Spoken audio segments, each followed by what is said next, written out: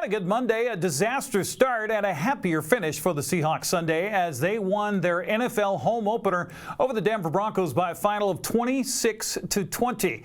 Geno Smith was sacked on the first play of the game, threw an interception on the second play. Seattle also gave up 2 safeties in the first half, trailed 13-9 at the break. Second half adjustments made the difference, however, as the Seahawks outscored the Broncos 17-7 to win. Coach Mike McDonald says it's not how they drew it up, but a win is a win.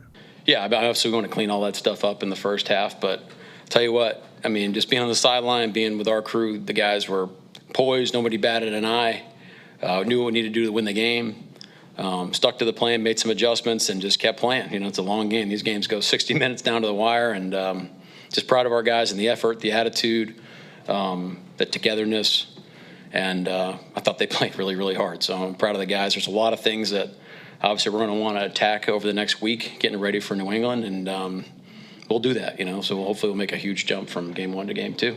Seattle's defense had 2 interceptions and 2 sacks to help the offense find its feet. Julian Love had one of those 2 interceptions. Well, we had a good plan. I think AD, you know, our DB coaches, obviously, and Mike had a good plan, and we executed it. Played top down and tackle when they check it down. He's a rookie quarterback. He's very talented, obviously, Bo is. But it's Lumen. First game, first start. He's a rookie quarterback. He's going to get the ball out quick. And so that's why you see a lot of checkdowns today and a lot of great tackling, I felt like, by us. And then they tried to test the waters a few times deep, and I think we defended well. And so that was kind of the makeup of how we want to play this game. Following the disastrous start offensively, Geno Smith says they were able to be resilient and bounce back. Obviously a great win. You know, great to get our, first win of the season in front of our home crowd. I thought the crowd was just electric all day. They were rocking. Didn't start out great. Not the way we want to start a football game. It was very ugly. But I thought we stayed poised throughout. I was really proud of the guys and how the communication was on the sideline. Everyone was, picking each other up, and, no one was really getting down on themselves. And then, obviously, the defense played a tremendous game, kept us in it all game. We found our rhythm, and then we, found a way. Tyrell Dodson made his debut at linebacker at Lumen Field and said the energy from the crowd was insane. Coach actually puts us in situations like that in practice, and that just goes to show how many resilient guys we have on this group. I mean, we didn't flinch not once, and we weren't like, oh, we got to go back out there again. We were like, okay, put it on us. Like, we'll win the game. So I'm so proud of everyone of how they came out and played, and it starts with the preparation throughout the week, and the guys prepare like no other, and it's one win, but we got to keep on stacking. Forget about this one. Seattle takes his 1-0 record on the road to New England this Sunday at 10 a.m. for a kickoff on CBS. For the time being, Seattle's atop the NFC West after the Cardinals fell to Buffalo 34-28, and the Rams lost in overtime last night to Detroit 26-20. Niners make their debut on Monday Night Football tonight at home against Aaron Rodgers and the Jets. Huskies and Cougars are both 2-0 as they get ready to face each other coming up this week. Will Rogers threw 4 touchdown passes in Washington's 30-19 win over Eastern Michigan Saturday. WSU quarterback John Mateer set a Cougar record with 197 yards rushing as Washington State beat Texas Tech 37-16. Eastern Washington scored a field goal in their first possession of overtime, but Drake scored a touchdown to beat the Eagles 35-32. Kennedy Gill rushed for 122 yards for Central Washington, but it wasn't enough. San Diego came out on top 26-7. Well, the Mariners finished a 10-game road trip Sunday with a 10-4 win over St. Louis to finish the trip 5-5. Randy Arozarena hit a 2-run home run, and the Mariner bullpen helped out well after Luis Castillo exited the game with a hamstring injury in Seattle's series-clinching winner against the Cardinals. 29 home runs on the year for Cal. This is on the ground and works its way into center field. Julio's being waved in. 2 batters into the ball game, and the Mariners are in front 1-0. Put a run across early and a chance for more. This is smoked out to the gap in right center field. Cal trots home. Meanwhile, Arozarena races to third. He's making the turn and headed home. Luke Raley drives in 2 more runs for the Mariners. It's a 2-run stand-up double, and the Mariners in business right away. It's 3-0 in the first inning. Here's Mitch Garver, 2 outs and 2 on. Into left field for a base hit. Raley is in. Turner, he's on his way home to score from second base. And Mitch Garver has added once again to this Mariners lead. 5-0 with 2 outs in the first inning. 1 down, 1 aboard for Arozarena. Out to left field, sailing back and gone into the seats. Randy Arozarena, the former Cardinal, for a heartbeat, sends this into the crowd, and the Mariners continue to pour it on. 2 more runs in on a home run from Arozarena. It's 7-0. Let's see if Fermin can provide a 2-out hit. He can, right back where it came from, and that's going to score 2 runs. 7-2. Fermin with a ambush job. Out towards center field. Ciani is turning, watching, and this is gone.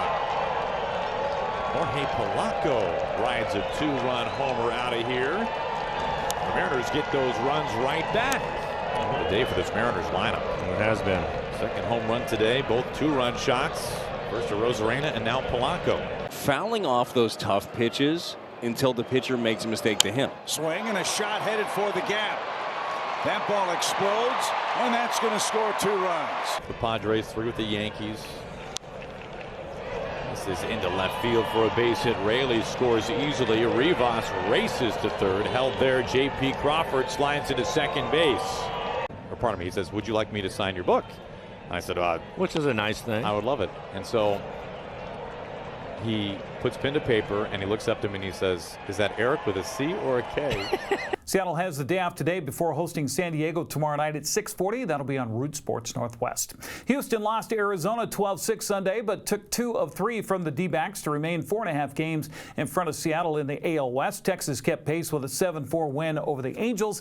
Detroit, they were winners over Oakland by a final of 9-1. Baltimore and New York have flip-flopped once again in the American League East. Now the Orioles have the top AL wildcard spot, 5.5 games clear. Kansas City remains 2.5 games up following a 2-zip win over Minnesota. The Twins have slid back to Seattle and Detroit as the M's and Tigers trail by 3.5 games for the final wildcard playoff spot.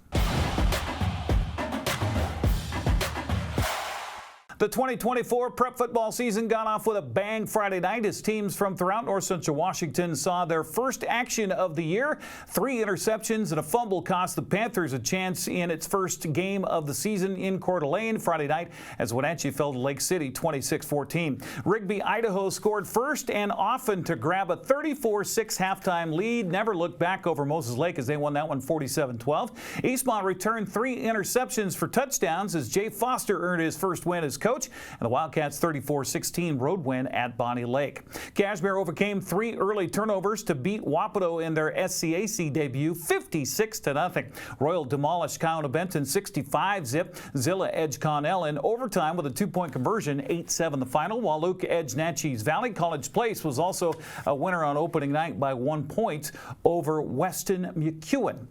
Other sports, Othello began the 2024 CWAC campaign with a 28-9 win over Ellensburg. Ephrata edged Prosser 15-14. Sela had no trouble on the road at Quincy, shutting out the Jackrabbits 59-0. All 3 teams remained in the Caribou Trail League took opening night losses in non-league play. Friday, Chelan fell on the road at Jenkins Chihuahua 34-7. Omak fell in the backyard brawl to Okanagan 55-6. Cascade dropped its opener in Peshastin to defending state 1B champion Liberty Bell 44-0. Central Washington 2B football Friday night. Colfax beat Lake Roosevelt 28-8. Reardon topped Brewster 39-14. Kettle Falls took down Tonasket 46-8. Waterville Mansfield edged Bridgeport at a barn burner 62-52. Clallam beat Manson 21-17. Sunnyside Christian had its hands full with Moses Lake Christian Friday night, barely coming out on top 50-44. So Blake took care of St. John Endicott La Centers 60-18 on Saturday. Antioch earned a hard-fought road win 34-22 at Tico Rosalia. Well, there were 8 girls soccer games played in prep level on Saturday. Wenatchee won impressively over Sela 6-0. Eastmont fell at Mount Spokane 7-1. Moses Lake posted a 6-1 win at Post Falls. Ephrata crushed Cascade 6-0. Linden Christian edged Cashmere 2-1. Tenino got by Chelan 3-1. Davis dumped Quincy 2-0. Omak and Lake Roosevelt played to a 0-0 tie. The fall sports broadcast schedule gets underway this week on NCWLIFE Channel. It begins tomorrow night. Eastmont hosting Ephrata in a non-league volleyball matchup. We'll have that with a pregame just before 7 here on the NCWLIFE channel, as well as on our website and our Facebook page. First football broadcast for the season gets underway Friday at Wildcat Stadium when Eastmont plays host to Post Falls. I'll have the call along with Grant Olson here with our pregame at 6:30. The Wenatchee Wild kicked off the preseason schedule with games at home and on the road last weekend. Kenta Isogai showed he's healed up after a knee injury in the playoffs last year with 2 goals in Wenatchee's 6-2 win over Tri-City Saturday night at the Town Toyota Center. Everett turned the tables with 40 shots on goal Sunday on the west side as the Silvertips came out on top 7-3. Wenatchee hosts Spokane in their next warm-up game. That'll be Friday afternoon at 3 o'clock. It was a night of crashing and banging with the bump to pass boat race destruction night at WVSO. Tacoma's Caleb Robinson earned a hard-fought win as he stands amid the destruction after the melee Saturday night. Quincy's Glenn Knutson posted his first win of the season in the Rockstar Energy B-Mod main event. Wenatchee's Cody Vickery was second. John Woodring was third. Ephrata's Brad Arneson picked up a victory in his Plum Perfect Roadrunner main event. Wenatchee's Jay Evans was second, followed by Sela's Dave Scott. The B&T Towing Youth Roadrunner main event went to Wenatchee's Kellen Ingram. McKenna Lutz of Ephrata was second, followed by Wenatchee's Caleb Gill. Here you see the final results from that Johnson Electric bump to pass boat race destruction main event. Caleb Robinson was followed by Priest River, Idaho's James Cotter, and Malaga's Josh Musgrove.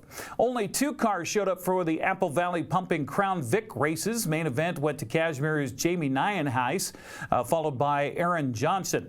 Now this week features 2 nights of racing at WVSO. It begins on Friday with the Jerry Bershauer 125 presented by Jerry's Auto Supply. Racing features the Jerry's Auto Supply Pro Late Models, Knutson General Contracting Bandoleros, and Angel Bail Bond Legends. Saturday night features the Neil Newberry 125 for the Dix Heating and Air Conditioning Thunder Cars, Northwest Super Late Model Series, Bandos, and Legends. Gates open each night at 4:30. Racing gets underway at 6. Go to WVSO.com for tickets and more information. That's a lot of sports, and that's a happy Monday to you.